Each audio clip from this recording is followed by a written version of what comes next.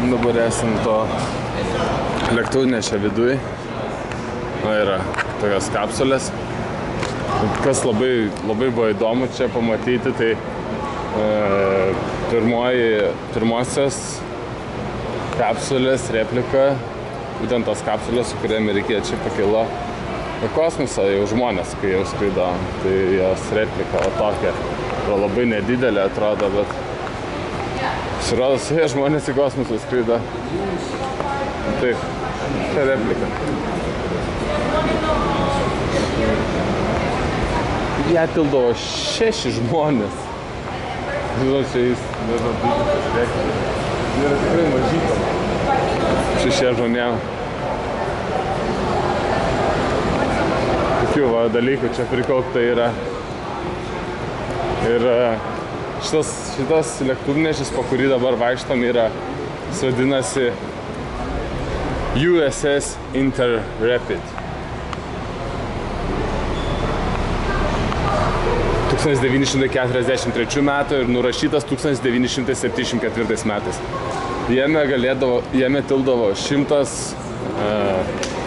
lėktuvų ir vienu metu tarnavo 3000 žmonių.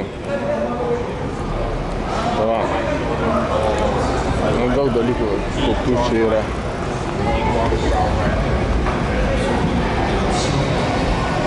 Va. Dar viena geminė kapsulė.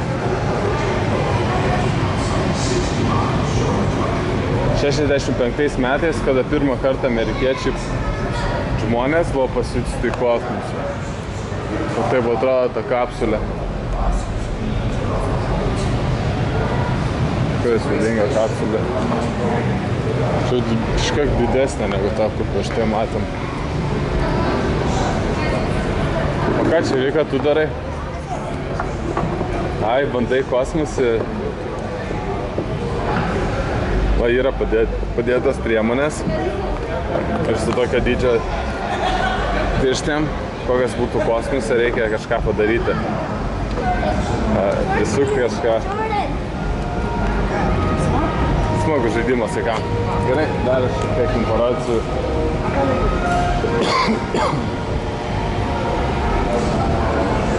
Ką dar čia galim pamatyti? Šitą laivą, agregatai.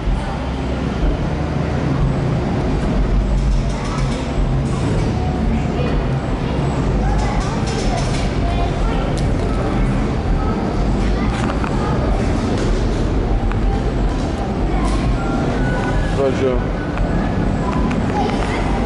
daug fainų dalykų čia yra sukaupta mokslo tikslams, labai fainai švietėjiškiams. Labai gerai. Gerai, judėsim toliau.